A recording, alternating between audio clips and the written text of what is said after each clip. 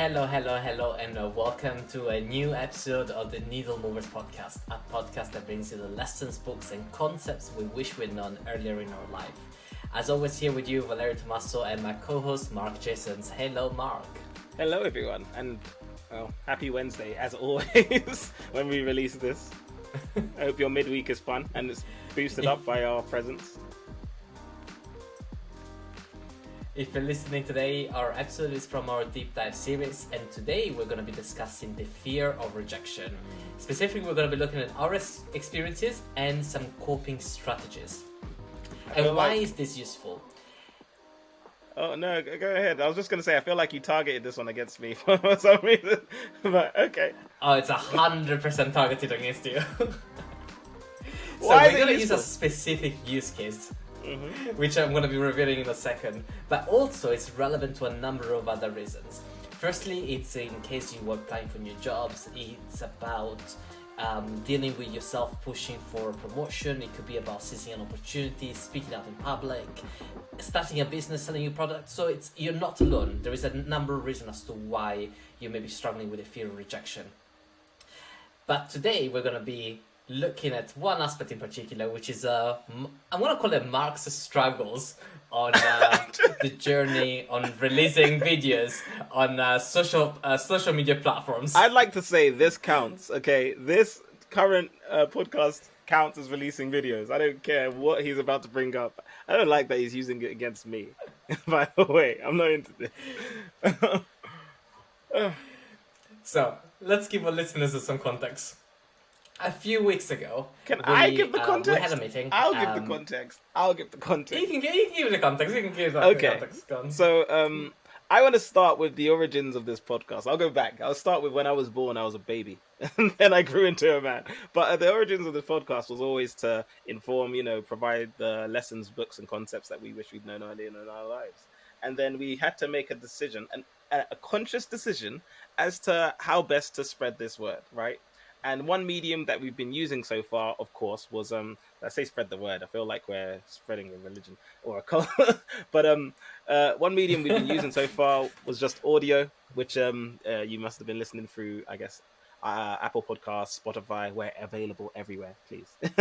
But then we expanded and we wanted to do through Reels. Now, if you followed us, you'd have seen that Valerio jumped into it headfirst and has been journaling, I guess, his journey and all the concepts and lessons from running his half marathon, and then really quickly signed up for more half marathons. So he got into that, and then he's also been doing reels, and by reels, in addition to those, I mean, I guess he's been providing you small sound bites that are very useful, some from the concepts we've raised in our episodes, others that we discover along the way. This was part of our intent, but the other intent was always that I would be jumping onto. And for at least, I'd say, a few months now, I have let it run long.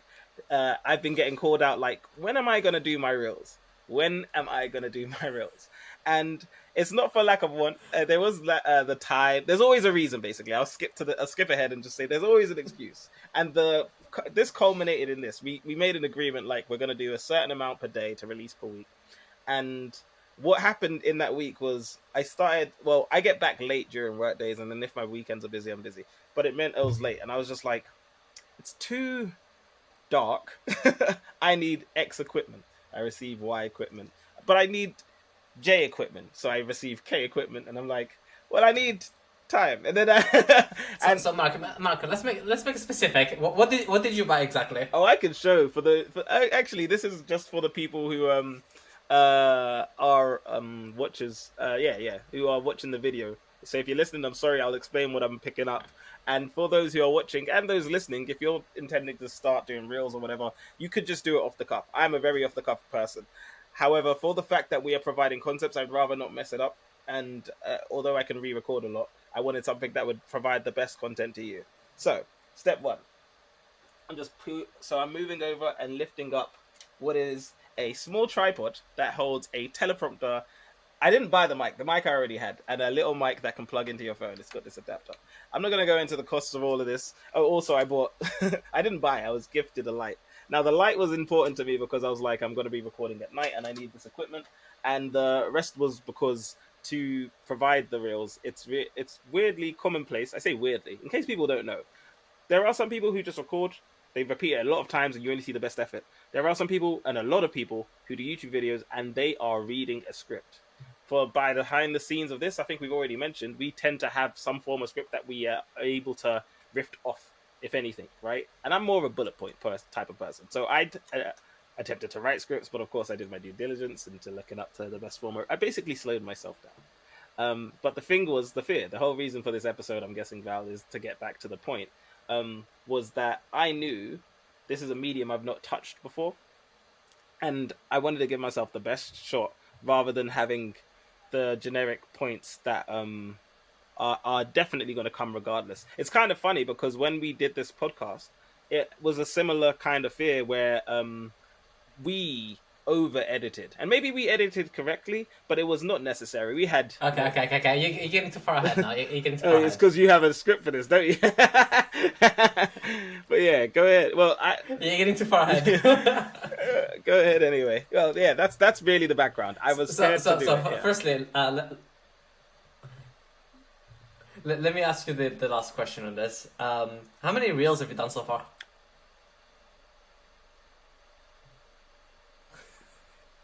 I refuse to answer that on the podcast. If you see the screen, that's a one in case you're not watching. I've done one, and I have plans to go. I'm done with the digs now. Oh, good lord! Am I not still committing? I'm done with the digs now. Anyways, please, can we get it back to the audience? This is not a Mark J show. Please continue. So that's out of the way, but I think this is like super useful. Because this is not the first time that Mark and I do something together that is like a dual venture together. And in the past, we have fallen trap of similar things. So, for example, we had an idea coming out of university and we never really got it to a launch point because we wanted everything to be perfect ahead of time. So the example that I'm using right now of Mark is just like a representation of everything we've done in the past.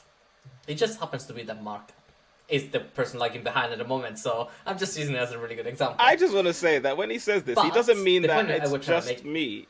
What he's saying is we both. We both have gone through this.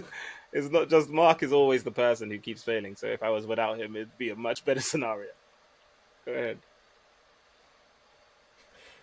Sure. But we've talked about the different things that he wanted to put together. Let's say like putting all the ducks in a line and making sure that he's ready to get this podcast done. But I guess what I wanted to ask you, Mark, is that now that we are onto this topic, from a psychological perspective, right? What were the blockers? What were the barriers? Like besides all the technical and equipment aspect, what else was going through your mind about getting those reels ready and putting yourself out there?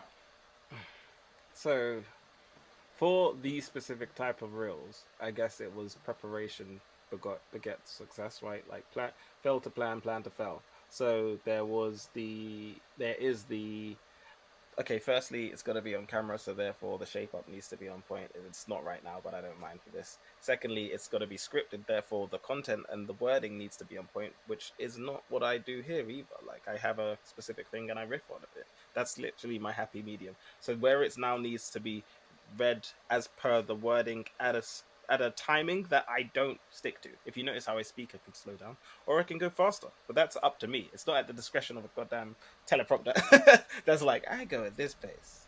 Like, well, I'm done with you. Where's the next one? So it was a number of those things where, and it wasn't, and I guess that all stemmed from the idea that, okay, this is going to get published. I don't want it to look lazy. I want it to look smart. And I don't want all of these things to distract from the message I'm trying to send. I don't want that to now disrupt from what people are trying to understand, like hear about, hey, this is ways that you can improve, better understand or better yourself. And so those are always in my mind. And so I wanted it to be, I'm not a perfectionist. I wouldn't say I'm a perfectionist, but I'd say that I'm at least a decentist. Like, I want it to be decent. And every time, and it's not that I didn't record things, I just didn't find decentist. I love it. I didn't find that they were, to my standard, decent. Like, a level that was fine to put out there because it was. So I wouldn't even give him to Valerio because he's dangerous. He'd take something that I'd hate and be like, "Yeah, everyone can have a look," and I'm like, "That's not what I wanted."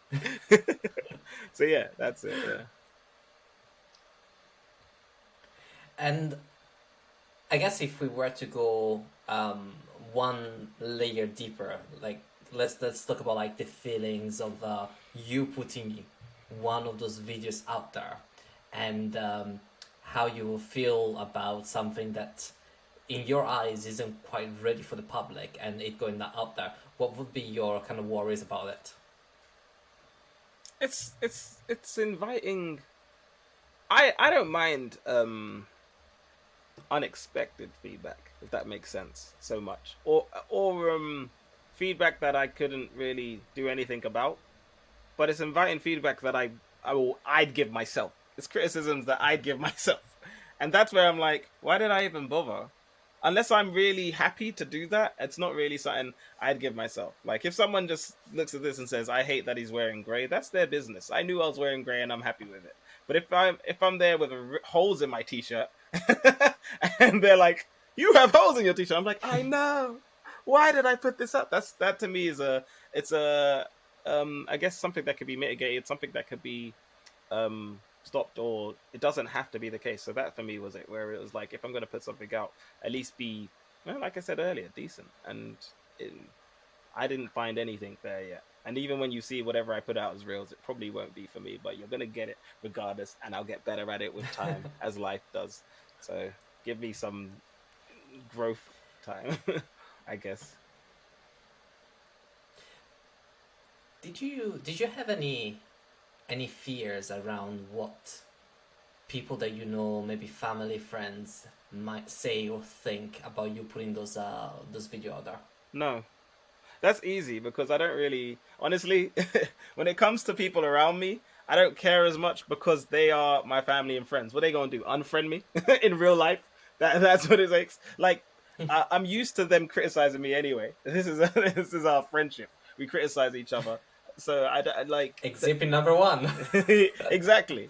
Like they're the people I show the unpublished versions for that feedback. You get what I'm saying? So why would I be worried that they're the ones that are gonna say Mm. something when it's online? If you're my friend, you wouldn't even say it on social media. You'd come and find me and be like, "Hey, Mark, I saw this, by the way." It's like when you're walking or you have fluff in your hair or like something gone wrong with your face. There's people who are friends, quote unquote friends, who would just look at you the whole day and be like, and then there's your other friends who'd be like, "Hey, by the way, you've got something on your face." And then there's your family who are just like, "Yeah," they'll just take it off you directly. And that's how I look at it. So I didn't really have any like concern of that. I'm sure I'll get feedback regardless. Even if I loved it, they'd still have something to say, and I don't mind it. I welcome it. It's the part and parcel of my life. But it's not about my friends and things. It's really for I'm gonna get commentary regardless. I'd rather just limit as much as I can from the one I'd give myself. So I've mentioned that I've gone through quite a similar phase where I was quite fearful of putting a video out there. I was even fearful of the podcast going out, and people listening to me, people listening to my voice, people listening to my ideas, experiences, etc. So I had this, I guess, I didn't want to be criticized for what I put out there, and I went through that very same period of time where I was getting scripts ready, I was recording them, and then I was going through the process of delaying the publishing of the script. As for the longest time, I would record and record. I think one particular reel probably had about like 15-20 re-records. But I always found myself, if I questioned why I was fearful about putting the video out there, for me it was the opposite of what you said. So for you putting it out there, you mentioned that you wouldn't be fearful about family and friends. For me, it was actually that. So I didn't care so much about strangers seeing it, but it was the actuality of having to go through people that you know before you can reach the stranger that caused fear for me. Because I am putting myself out there in public, I'm putting my ideas out there, I'm putting my summaries out there, my videos, and what I was fearing is people that are not seeing those videos and seeing hearing us talk about books or concept, etc., and fearing their opinion. So it was interesting to hear that you almost had like the flip experience of that, and I wonder what that is. But also at the same time, like I wonder where most people tend to sit, whether they tend to be more fearful of people that they know, or more fearful of people that they do not know. I think that's a very valid point, and I do think it's not like when you ask me the question, I think of my circles, and the ones in those I don't care because we're family. I say, but there is the wider ones, right? People that you might not be as close with, who now they're gonna get exposed to something, and I wonder because I'm like, with that, is that prominent with most? Like to post anything online, it's open to the public debate regardless, right? Um, and even the content we post, which might seem like we're talking from our opinions or something, so people can have um, the opposite opinion, right? We did stuff on race, we did something with gender bias, whatever, and people might be like, "I just talking soft," or "You're talking too harsh." Regardless, um, I guess it's in this case it is the extension, the people beyond that for me. But I can understand why it would be the people close because they're the ones who are like, "Oh, I saw this. This is something new." Like I don't go around announcing this. I don't. So there are aunties, uncles, whomever who might be like, "Is that Mark?" you know, and it does invite that conversation. But for me, I guess the reason why it wasn't as prominent as it was for you is because whereas I guess when we started this podcast, we had zero audience. I didn't care. This fell high. And then here and now we've got a small audience, but still, it's like if they see it, that means they've discovered it. You know what I mean? If it gets to the people in my circle, unless I'm there running around, and I should be, and I will be, but it never really mattered to me the people who were close because they're not the ones I'm trying to reach. It mattered to me the audience I'm trying to reach, and they've probably not heard it yet. They've probably not seen it yet, and I don't want them to be close to it due to fluff on my face or stumble in my words because I know when it comes to perception of things, people can first impressions matter. Does that make sense? So for me, it was always there's a first impression I can only make once, and people will either turn off and be like, "Oh, this guy," versus "Oh, this guy," based on how that is. And that's why I don't think I was concerned with any of my friends or family because I'm like they've had their first impression. I'm still me. You see what I mean? Whereas for you, I could understand it's like, oh, they're about to get this, I guess, view or opinion based on something I've made and put out there. I don't really like these are mine, but they're for a but wider purpose than just making me look some type of way. And yeah, for me, it's that first impression I'm about to fail on for no reason that I didn't have good lighting, which I still don't. But we move, I guess. And and would you say like to some extent, although our root cause is different, like for me it's family and friends, and for you I guess um, is the people that you don't know, would you still call that like a fear of rejection? Yeah, of course. It doesn't matter if it's the distance between the rejection. It's still rejection, right? You're getting rejected by a close. I'm just getting rejected by strangers who probably matter less, but it matters more to me because the purpose of this isn't for the people that are close. It's like if it benefits them, amazing. But they get benefit from knowing us anyway. You know what I mean? These ain't gems to them. This is just standard conversation. And with our close friends, they tend to read similar books, and we can refer them, and they refer us books too. So doesn't really matter as much, but I think it's still rejection. And as I've mentioned at the very beginning of the podcast, this fear of rejection stems in a number of different areas. If you've done any jobs where you were required to be a sales assistant, or whether you did cold calls, or whether you were inquiring things, you will still have that sort of like fear of rejection. So although we're talking about something quite specific, such as a podcast or social media, it expands to a number of different ways.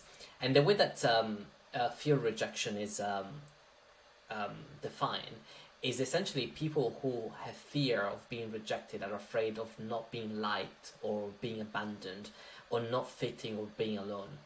And people who fear rejection typically could struggle from low self-esteem, a lack of confidence, shame, guilt, and they do spend potentially a lot of time worrying about other things of what other people think of them, and they feel often neglected in their needs or let people take advantage of them to be liked. Now, this is the definition, and obviously there is a spectrum. So you may be on the large spectrum where maybe like every single definition fits in how you feel in this fear of rejection, or it may be that there is like one or two elements that might fit in there.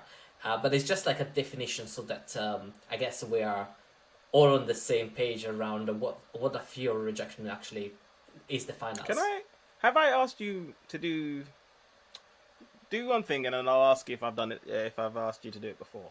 Could you just, for me, take your index finger? Can I see your finger?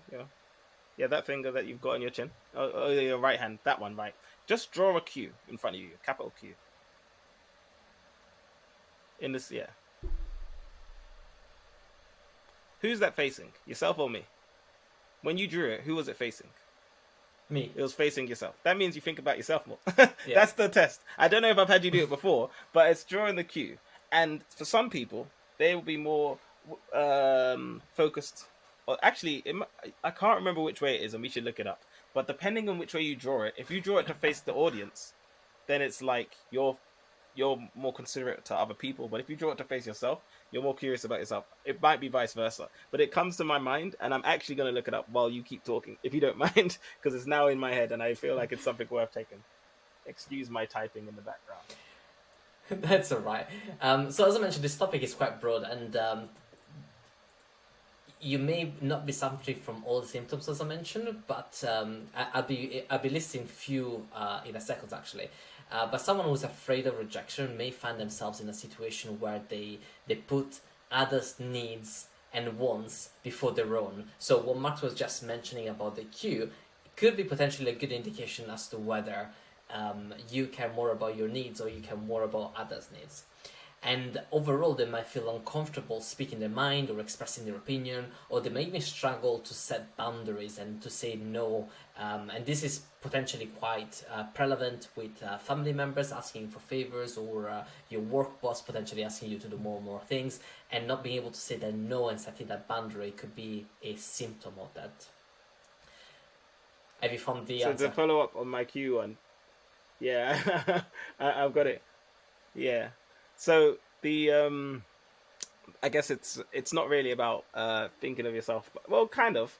And it's supposed to be done on your forehead, but I'm wearing a hat, so I just told you to draw it in the sky. Funny, and I haven't checked the veracity or the background of this, but yeah, the ones who draw, so self-centered people tend to draw the letter Q in a way in which it can be read by themselves. They tend to come across as being the same person in different situations, and their behavior is guided more by their own values than the needs of others. They pride themselves on being straight with people and expect others to be honest with them. Because of this, they are not especially good at lying, but are better at detecting lies in others. People who are other-centered tend to draw the letter Q in a way in which it can be seen by someone facing them. They tend to be concerned with how other people see them. They are happy being the center of attention, can easily adapt their behavior to suit the situation in which they find themselves, and are skilled at influencing the way in which others see them. Because of this, they are often good at lying, but not so good at detecting lies. Interesting. That was a tangent. It was a tangent, but yeah, self-centered versus other-centered. You'd think that we draw it facing others. Well, I'd say this. The reason why it came to mind, if you want to reel it back in, is because when you're saying about how others see you versus what and that mattering and it impacting you, the expectation is we draw it to face others because we're so focused on how others see us. But I guess with the answer I gave, even when it came to, oh, do I care if it's given to friends or family see it? No. And you don't care when it comes to a wider audience because you're like, So maybe we are more self-centered. And I know when they're saying you're the same in different scenarios, I'm like, I've heard that so much. It's actually unbearable. But I do draw it to face me because I'm like, that's a cue. I've never gone that way, and I wouldn't. Even when I write it down on a page, I've never flipped it backwards. That just seems, I guess, abnormal to me. But anyways, I'll let you get back on with rejection. Getting back on track. Yeah. So I'm just going to read out some potential signs that you may be suffering from fear of rejection. So one of them is being a people pleaser. The other one is taking on too many responsibilities, having trouble saying no, working too hard, hiding your thoughts or feelings from others, staying in unhealthy relationships, fear of failure, perfectionism, and putting up with poor treatment from others. Now, I've read some of those, Mark. Do you identify with any of the signs Isn't that were read out? codependency one, or is it not? Codependency is one as well, Yeah, yes. yeah, yeah. I'm not a people pleaser. I do have a lot of responsibilities, but I do like to give them away. So having trouble saying no, no. uh, Hiding your true thoughts slash feelings from others. I feel like that might be a necessity in the world, to be honest. If it, depending on how close they are with you, unhealthy relationships. Okay, fear of failure. Yeah, I have not many, but there are some that I can be like, like I wouldn't even. It is because it's weird. I do have a fear of failure, but I don't because I'd rather fail than not do anything. You know what I mean? I'd rather have had that, and I'm always impressed by people who have the confidence to fail hard, fail tough.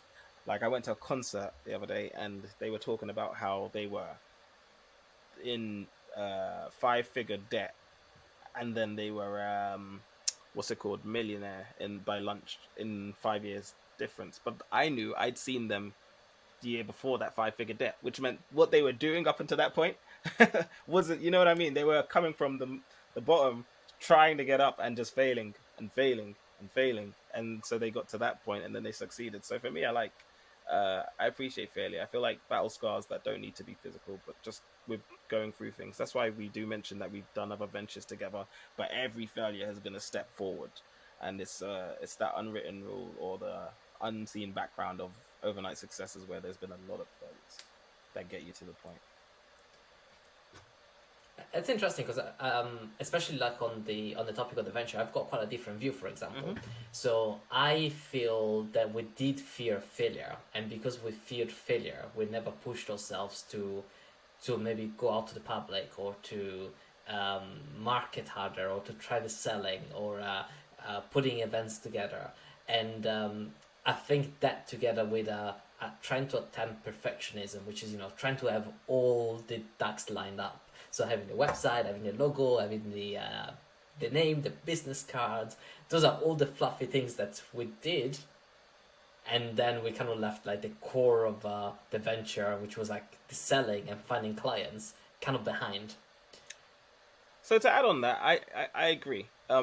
We did definitely feel fear failure. I guess it's just to the extent, I guess, which I'm defining. But you're right, we did, and there was perfectionism in there. I do, and maybe I'll make this a deep dive at some point. I do think this. In some cases, no, ignorance is a tool that can be utilized. And with ignorance comes the ability to propel or hold yourself back. And so in some aspects of ignorance, we did flourish. We did interviews, we did some things, right? We did work on things that we didn't need to at that point in time. We wasted a lot of time because we were ignorant to the fact that we didn't. But if we'd known that, if we had the insight, which is why we made these, we might have been different regardless, because we did want the success. The drive was 100% there. I don't think that's disputable unless you have any other thoughts on it. So it was literally, but we were ignorant enough to also think, I don't know enough, I'm going to be taken this way. And it was fear of failure, but it was also, I guess, similar to the reels, which is why you bring it in, where you do everything you can to make sure you deliver something valuable. And if it doesn't seem good to ourselves, it's not going to be good to anyone. And that might not be true. That's where ignorance can be your benefit as well, like I'm saying. So yeah, you are right. There are parts of them which is fully true. We were perfectionists. We were fearing failure. But to the amount, I think it's a spectrum. The favorite words, it's a spectrum, and there's different gradients to it. And what was great is that from, I guess, what we started coming out of unit, which failed miserably, to I guess where we are now. And I know that now we've got a handful of listeners, but it's been a journey between the two sides.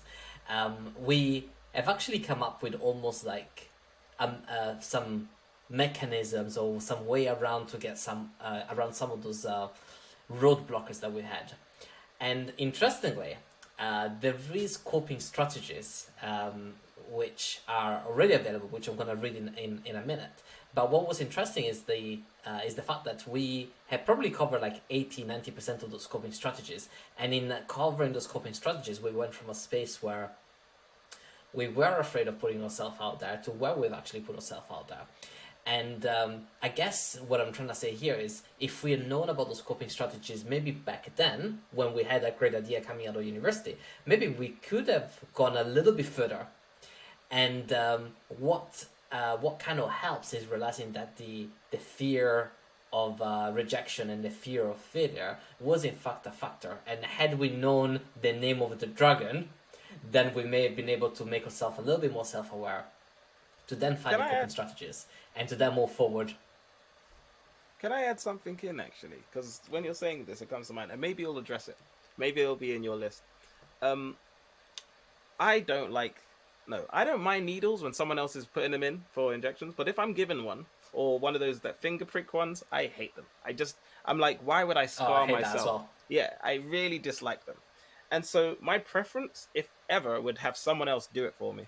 Just, hey, can you just prick this? Because then it's out of my hands. It's not that it's something I don't want to happen, because I do want to get my blood tests. I do want to check these things. It's just that part I dislike a lot. So my first step is always someone else do it. But over time, it has to be done. And I get faster and faster each time. You know what I mean? It's a necessary evil. When I think back to the reels, I think of what I did. And first step, I invited a friend who makes reels themselves. And I was like, let's sit down and can you just make me do it? And then when I saw yourself in person, I said, I need to record one. So it's like, it is, that's why I'm like, yeah, there's a number of the items there, perfectionism, all of that. But I think what I said to you in, not verbatim, but as much as it could be, is I know I'll stop myself. I know I won't get it done if I'm left alone right now, or it'll take me a while. I'm never going to be happy with it. So if we could just record it, you take it away, maybe you do it on your phone, it will be out of my hands. But and I think that's another thing to bridge the gap, and maybe it's a tool to use, because if you're self-aware enough to realize, and it does take me a minute to realize, I'm like, there's this, there's that, there's why, whatever. And then I'm like, it's gone too long. If I was not me, I'd be judging me. Nope, there needs to be something around it. And that's where my first step is an external party, but also don't just rely on that, because that won't always be available. So then it's the actually doing it and then making it a routine. So you dedicate time and you find ways around and maybe utilize some of the things Val is about to say. Yeah.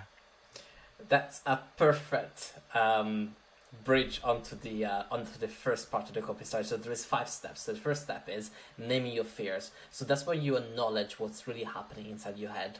So Mark mentioned inviting someone in. That works really well, because it's a point where you can start discussing and you can start looking at how you can go about overcoming whatever you're trying to do. What the article suggested was that that's when you can use journaling to your advantage. So you can grab a journal, or you can start one if you haven't got one, and start exploring what the fear is. I'm going to use the word fear because we're talking about like overcoming that fear. Why are we delaying, for example, contacting a client? Why are we delaying getting in touch with the scary colleague at work, or organizing a meeting, publishing a reel, for example? And also, it's worthwhile visualizing what the worst case scenario is. What's the worst thing that's going to happen if I, for instance, publish a reel and I've got some letters on my teeth? It's probably not great, but what's the worst thing that's going to happen? How will I feel once it's out there, and what can I do to rectify it? And what you'll find is that when you start talking through some of those fears, and you start walking through some of those potential failures, you realize that they're a lot smaller than they actually are. So having that conversation, as Mark suggested, with a friend will certainly make you realize that, maybe it's actually a lot easier than I'm making it in my head. And it will get you to get that step further. The second part is to face your fears in your mind and welcome rejection. So once you've named your dragon, it's time to kind of face it.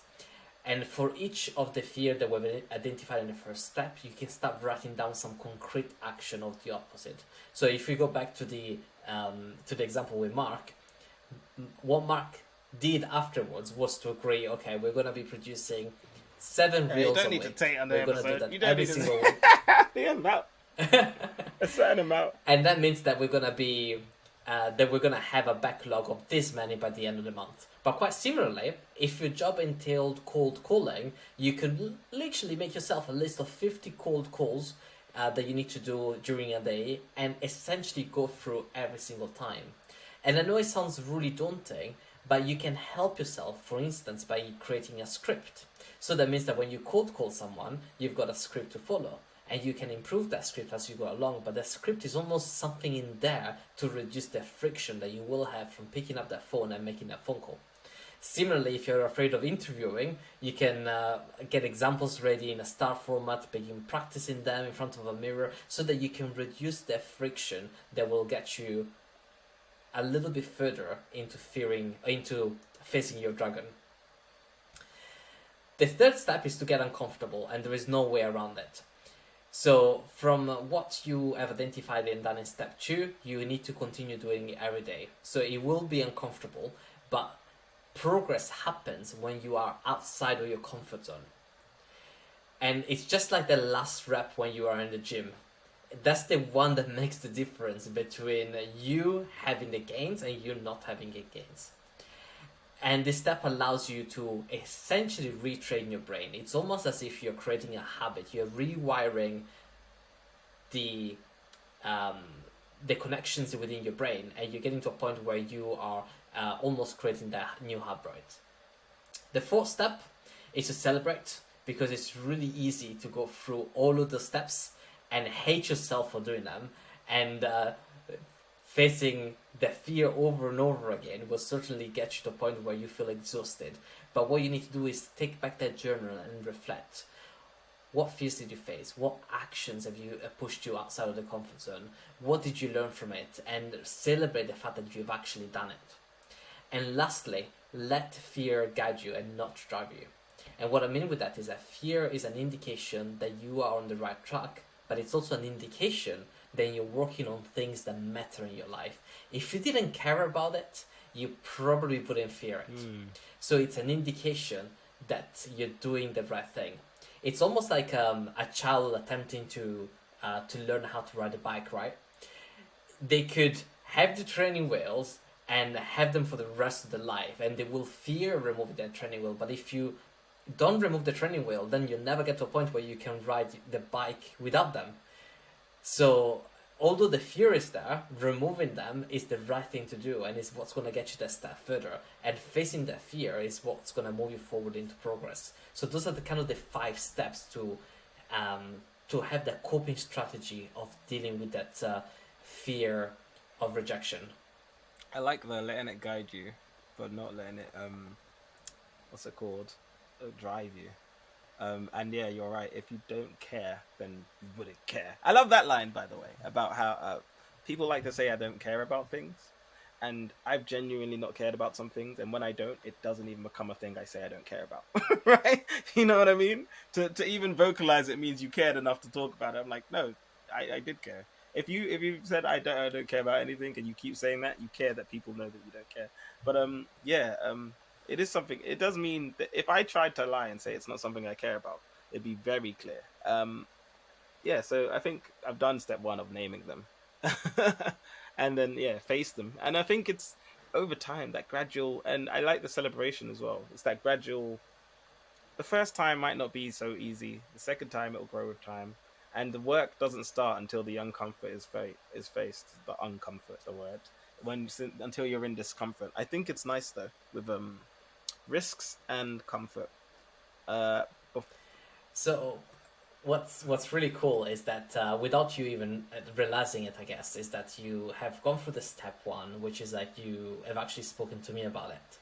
And then step 2, you made a plan about it. But what was great as well is that you found what your friction point was. And you realized that the friction point was the scripting. And then from there, we're actually working together to remove that friction point so that you can move on to the step 3, which is really cool. So the steps actually do really work, but it's identifying what are those friction points and what you can actually do to get to a space where you can move forward to through the whole 5 steps. I do think, and for those going through something or similar, definitely vocalizing it helped, because it's weird. So I was trapped by myself, like, I got to do this. It's on me to do this. It's on me to do this. Until I came to Val and was like, okay, here's the transparent truth. And so then we were like, okay, what could we do about this to make it work? And then within a day, I gave him one. And then he's like, I've got these. Let's see what happens next. And I'm less concerned as much as I'm like, okay, I'll do this. And my plan is to make sure there's more. So we'll see how it plays through. But it does make it feel more. It's weird because the uncomfort, it's like pinpointing that and being like, oh, it's this. And then now I feel more comfortable with it. Do you see what I mean? It was like getting to that root cause and saying, no, I think it's the script. I just don't like. I'm more of a off the riff, off the cuff person, which is why I make all the mistakes. But it's really good exercise to do. It's a really really good exercise to do to figure out where you're. And what I was gonna say was years ago, I remember I used to do. So if you have anything like Groupon or whatever those are called away elsewhere, they're really fun because they have all these activities and things that you might not do. And I remember when I was younger, I would be like, I want to do one thing a month, but it doesn't need to be like, it would be something with a bit of risk, because if I'm not risking, I didn't think I was growing. It's funny, I was very young. I say very young. I was in my early 20s, and I was already of that mindset of oh, I need to do something that just puts me out of my, because if I feel like I'm too comfortable, I don't feel like I'm making progress. And if I feel like I'm just too thing, then where's the reward? Where's the growth? What have I done to that has made sure, oh, this is something that I could lose? And it doesn't need to be big. It just makes it so there's momentum. I guess that's it. Like a lot of things are based on some form of friction, which is allows, like this allows us to sustain, move, whatever. Otherwise we'd be slipping, falling all over the place. And so you need that. And it's not a painful amount. It's just a nice steady amount. It's like, oh, okay. And when I say it's small, I mean literally going to a new restaurant, because that is not your norm, right? That's a different thing for you. Going to a different area, small things like that don't really have repercussions. As Val clearly stated, you can ask, what's the worst thing that can happen? And I like that, and I still like that. So yeah, well, we start with reels. Let's see what he asks of me next. Who knows? Well, let's see how that goes. But I'm here for the journey. There's a few months back. Sorry to interrupt. There's a few months back where I was in a position where I had to contact quite a few estate agents, and I hate cold calling, but I had to do it because I was trying to get some properties around my area, and the rejection was like happening left, right, and center, and I found myself, writing that script, practicing that script, and then just using it to make those calls. And as you say, like it's difficult to overcome it, but once you pinpoint that what's the worst that can happen, that's someone hangs up on you, great. That's not a reflection on you though, it's a reflection on the person that was rude towards you. So don't associate that behavior of someone maybe not receiving what you're doing well, or placing a poor comment on social media, or not accepting what you're doing. That's not a reflection on who you are. It's just a reflection on their personality and what they're choosing to display towards you. It is funny because it reminds me of like, what's the worst that can happen? It's fear of the unknown. And that unknown becomes very known once you've tried it. Right? That unknown becomes it's this. Oh, it's a hang up. Oh, it's that. And so then it becomes routine. It's like, oh, well, yeah. Oh, they're going to insult that. That's another insult for the day, and I think that's how a lot of people survive. And also you find strategies around it. Well, let me avoid looking at this. Let me just do that and focus on my area of comfort, I guess. Yeah. Interesting. Indeed.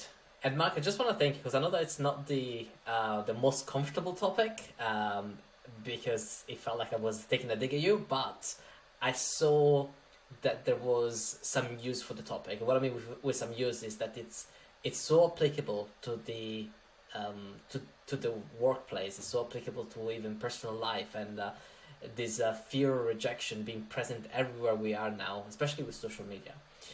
And I know that it was uncomfortable, but it was useful to make the points that we made. So I just wanted to thank you for bearing through it, and I want to thank all the listeners for listening to this episode, hoping that they've enjoyed it. If you do have a suggestion for a topic or even a book for the book club series, please do reach out. We love listening to your suggestions, and we do reply, believe it or not.